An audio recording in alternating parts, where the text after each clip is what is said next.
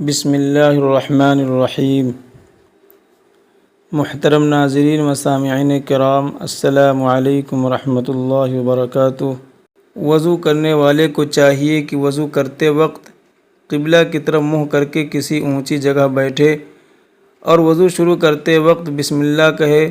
سب سے پہلے 3 دفعہ گٹوں تک ہاتھ دھوئے، پھر 3 دفعہ کلی کرے اور مسواک کرے۔ اگر مسواک نہ ہو تو انگلی سے اپنے دانت صاف کر لے، اور اگر روزہ دار ہو تو غرارہ نہ کرے۔ پھر 3 بار ناک میں پانی ڈالے اور بائیں ہاتھ سے ناک صاف کرے۔ لیکن جس کا روزہ ہو وہ جتنی دور تک نرم گوشت ہے اس سے اوپر پانی نہ لے جائے۔ پھر 3 دفعہ منہ دھوئے، سر کے بالوں سے لے کر ٹھوڑی کے نیچے تک، اور ایک کان کی لو سے دوسرے کان کی لو تک سب جگہ پانی بہہ جائے۔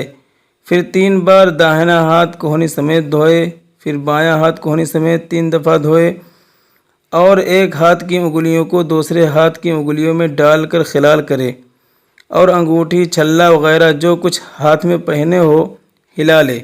پھر ایک مرتبہ سارے سر کا مسح کرے، پھر کان کا مسح کرے۔ کان کے اندر کی طرف کلمہ کی انگلی سے اور کان کے اوپر کی طرف کا انگوٹھوں سے مسح کرے، لیکن گلے کا مسح نہ کرے۔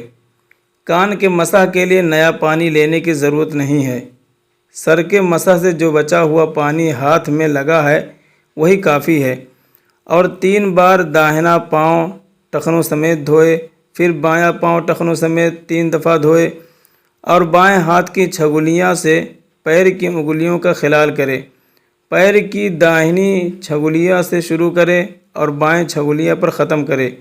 یہ وضو کرنے کا مسنون طریقہ ہے، لیکن اس میں بعض چیزیں فرض ہیں، بعض سنت ہیں اور بعض مستحب ہیں۔ وضو میں فرض فقط 4 چیزیں ہیں: 1 مرتبہ سارا منہ دھونا، 1 دفعہ کوہنیوں سمیت دونوں ہاتھ دھونا، 1 بار چوتھائی سر کا مسح کرنا، 1 مرتبہ ٹخنوں سمیت دونوں پاؤں دھونا۔ بس فرض اتنا ہی ہے۔ اس میں سے اگر ایک چیز بھی چھوٹ جائے گی یا کوئی بال برابر بھی سوکھی رہ جائے گی تو وضو نہ ہوگا۔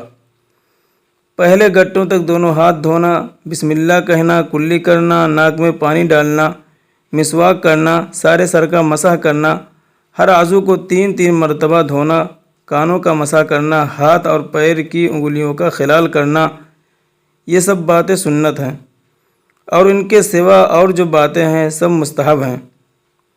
جب یہ 4 عضو جن کا دھونا فرض ہے دھل جائیں گے تو وضو ہو جائے گا، چاہے وضو کا قصد ہو یا نہ ہو۔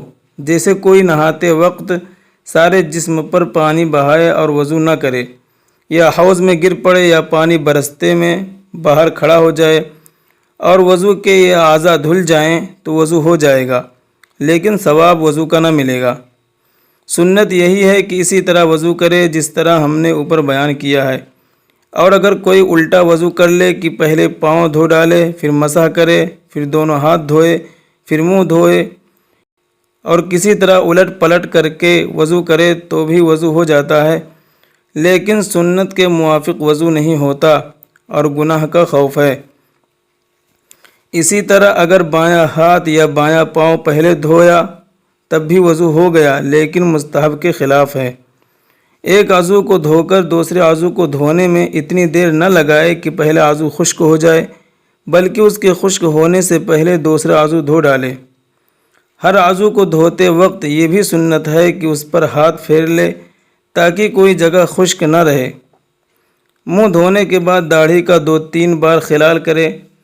جو جگہ رخسار اور کان کے درمیان ہے اس کا دھونا فرض ہے۔ ٹھوڑی کا دھونا فرض ہے، بشرطے کہ داڑھی کے بال اس پر نہ ہوں، یا ہوں تو اس قدر کم ہوں کہ کھال نظر آئے۔ ہونٹ کا جو حصہ کہ ہونٹ بند ہونے کے بعد دکھائی دیتا ہے اس کا دھونا فرض ہے۔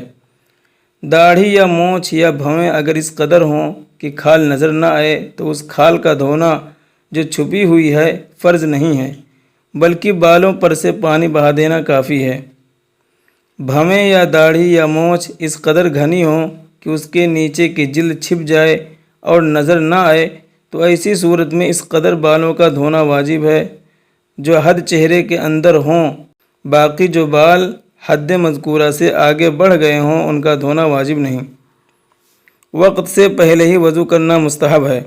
جب تک کوئی مجبوری نہ ہو خود اپنے ہاتھ سے وضو کرے، کسی اور سے پانی نہ ڈلوائے اور وضو کرنے میں دنیا کی بات چیت نہ کرے، اور پانی کتنا ہی فراغت کا کیوں نہ ہو، چاہے دریا کے کنارے پر ہو، لیکن پانی تب بھی ضرورت سے زیادہ خرچ نہ کرے، اور نہ پانی میں بہت کمی کرے کہ اچھی طرح دھونے میں دقت ہو۔ نہ کسی عضو کو 3 مرتبہ سے زیادہ دھوئے، اور دھوتے وقت پانی کا چھینٹا زور سے منہ پر نہ مارے، نہ فنکار مار کر چھینٹے اڑائے، اور نہ اپنے منہ اور آنکھوں کو بہت زور سے بند کرے کہ یہ سب باتیں مکروہ اور منع ہیں۔ کسی عورت کی انگوٹھی، چھلے اور چوڑی، کنگن، ناک کی کیل وغیرہ اگر ڈھیلی ہوں کہ بغیر ہلائے بھی ان کے نیچے پانی پہنچ جائے تب بھی ان کا ہلا لینا مستحب ہے، اور اگر ایسے تنگ ہوں کہ بغیر ہلائے پانی نہ پہنچنے کا گمان ہو تو ان کو ہلا کر اچھی طرح پانی پہنچا دینا ضروری اور واجب ہے۔ اگر کسی کے ناخن کے اوپر آٹا لگ کر سوکھ گیا اور اس کے نیچے پانی نہیں پہنچا تو وضو نہیں ہوا۔ جب یاد آئے اور آٹا دیکھے تو چھڑا کر پانی ڈال لے، اور اگر کوئی نماز پڑھ لی تو اس کو لوٹائے۔ جب وضو کر چکے تو سورہ انا انزلناہ اور یہ دعا پڑھے: اللہم اجعلنی من التوابین واجعلنی من المتطہرین واجعلنی من عبادک الصالحین واجعلنی من الذین لا خوف علیہم ولا هم یحزنون۔ ترجمہ: اے اللہ کر دے مجھ کو توبہ کرنے والوں میں سے، اور کر دے مجھ کو گناہوں سے پاک ہونے والے لوگوں میں سے، اور کر دے مجھ کو نیک بندوں میں سے، اور کر دے مجھ کو ان لوگوں میں سے جن کو دونوں جہان میں کچھ خوف نہیں۔ جب وضو کر چکے تو بہتر ہے کہ 2 رکعت نماز تحیۃ الوضو پڑھے۔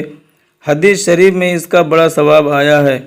اگر ایک نماز کے لیے وضو کیا، پھر دوسری نماز کا وقت آ گیا اور ابھی وضو ٹوٹا نہیں تو اسی وضو سے دوسری نماز پڑھنا جائز ہے، اور اگر تازہ وضو کرے تو بہت ثواب ملتا ہے۔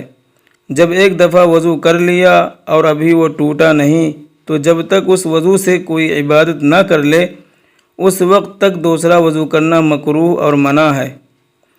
کسی کے ہاتھ یا پاؤں پھٹ گئے اور اس میں موم، روغن یا اور کوئی دوا بھر لی اور اس کے نکالنے سے ضرر ہوگا تو اس کو بلا نکالے اوپر ہی اوپر پانی بہا دیا تو وضو درست ہے۔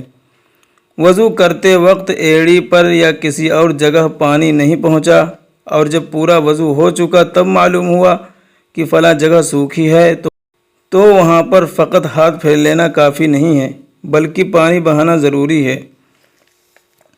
اگر ہاتھ، پاؤں وغیرہ میں کچھ پھوڑا ہے یا اور کوئی ایسی بیماری ہے کہ اس پر پانی ڈالنے سے نقصان ہوتا ہے تو پانی نہ ڈالے۔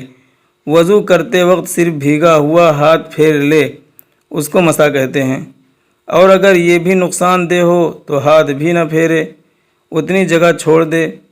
اگر زخم پر پٹی بندھی ہو اور پٹی کھول کر زخم پر مسح کرنے سے نقصان ہو، یا پٹی کھولنے باندھنے میں بڑی دقت ہو اور تکلیف ہو تو پٹی کے اوپر مسح کر لینا درست ہے۔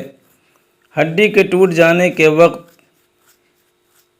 بانس کی کھچیاں رکھ کر باندھتے ہیں، اس کا بھی یہی حکم ہے کہ جب تک نہ کھول سکے اس کے اوپر ہاتھ پھیر لیا کرے، اور فسد کی پٹی کا بھی یہی حکم ہے۔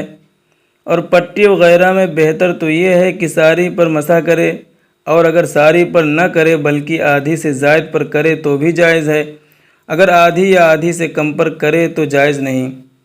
اگر پٹی وغیرہ کھل کر گر پڑے اور زخم ابھی اچھا نہیں ہوا تو پھر باندھ لے اور وہی پہلا مسح باقی ہے، پھر مسح کرنے کی ضرورت نہیں۔ اور اگر زخم اچھا ہو گیا کہ اب باندھنے کی ضرورت نہیں ہے تو مسح ٹوٹ گیا، اب اتنی جگہ دھو کر نماز پڑھے، دوبارہ وضو کرنا ضروری نہیں۔ مسجد کی فرش پر وضو کرنا درست نہیں۔ السلام علیکم ورحمۃ اللہ۔